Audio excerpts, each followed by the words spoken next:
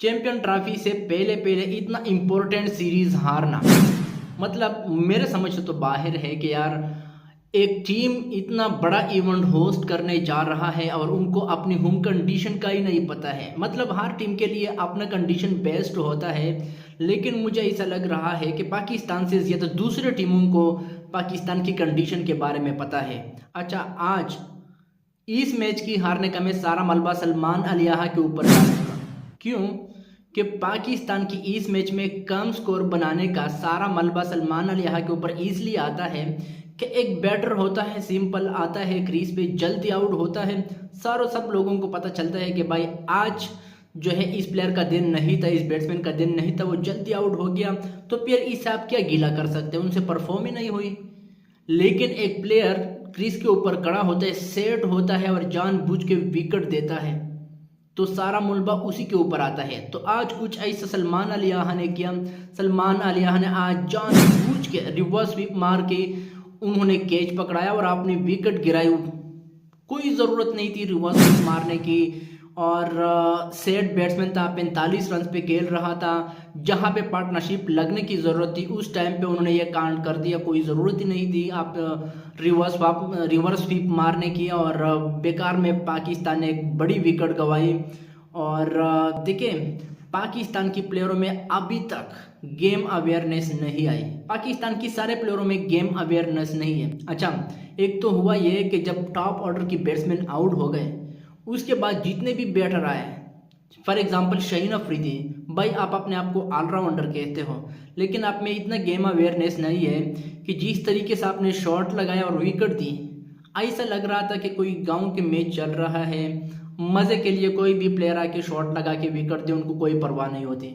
शाहीन की इतनी बड़ी विकेट, मतलब बैटिंग के लिए आप आ रहे हो तो आपको इतनी सेंस तो होनी चाहिए कि यार पाकिस्तान का मैच चल रहा है, कोई गांव का नहीं। दूसरे एंड पे आपके पास फहीम अशरफ खड़ा है।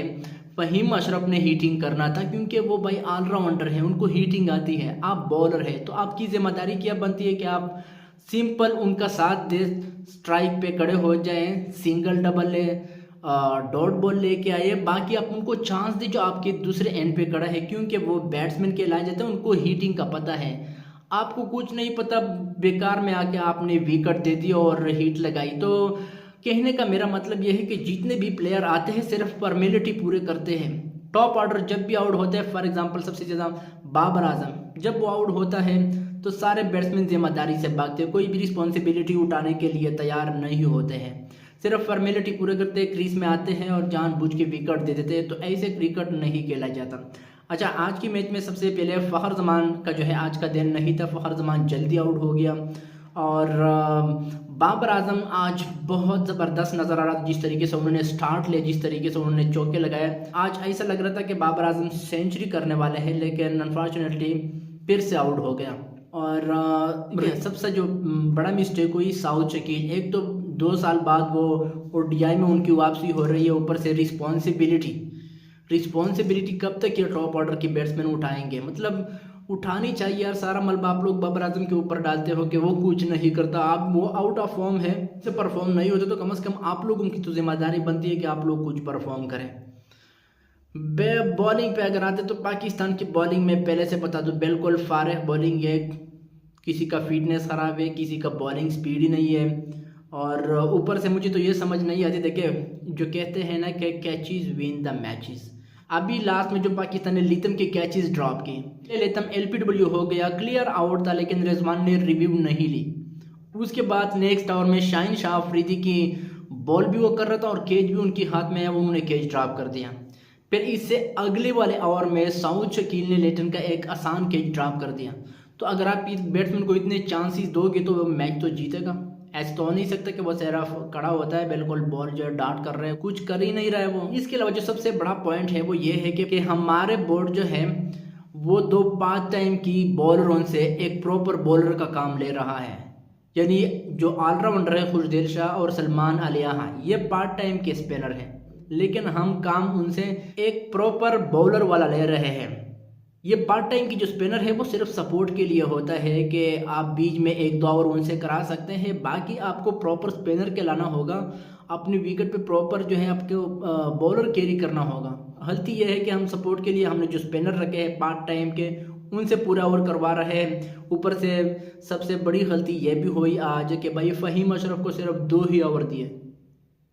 आपने खिलाया एज अ ऑलराउंडर, तो वो तो मैन फास्ट बॉलर है, बैटिंग वो पार्ट टाइम करता है, लेकिन कैप्टन साहब ने 2 ओवर कराए और उसके बाद उनको कोई ओवर नहीं दी। तो इसका क्या रीज़न बनता है? तो कहने का मेरा मतलब है कि यार जितने भी पाकिस्तानी प्लेयर हैं, गेम अवेयरनेस नहीं है कि किस टाइम पे हमने क्या करना है और मैच को किस तरह जीतना है, किस तरह हमने प्लान करना है। कोई भी इसके लिए तैयार नहीं है, कोई रिस्पॉन्सिबिलिटी उठाने के लिए तैयार है। और चैम्पियन ट्रॉफी सर पे आ गया है और यही स्क्वाड है हमारा। तो हमारे फैंस तो पहले से हाँ दिल हार बैठे कि भाई पाकिस्तान का कुछ नहीं हो सकता। बॉलिंग तो बिल्कुल फारे है, स्पीड वगैरह नहीं है, एक भी बैट्समैन आके खड़ा होता है तो फिर उनसे आउट नहीं होता। और बैटिंग में थोड़ी बहुत आप कह सकते हैं कि कुछ कर लेगा, लेकिन वो भी अनफॉर्चुनेटली मुश्किल है। तो चैम्पियन ट्रॉफी में पाकिस्तान का अच्छा करना है, सेमीफाइनल वगैरह खेलना बिल्कुल आप कह सकते हैं कि इम्पॉसिबल है इस टीम के साथ। अगर पाकिस्तान अपनी इस टीम में अपनी स्क्वाड में चेंजेस कर लेते तो शायद फिर चांसेस थे कि पाकिस्तान आगे निकलता। बहरहाल गुड लक पाकिस्तान की चैम्पियन ट्रॉफी में, उसके लिए बेस्ट विशेष है। आगे पता चलेगा कि पाकिस्तान क्या करेगा।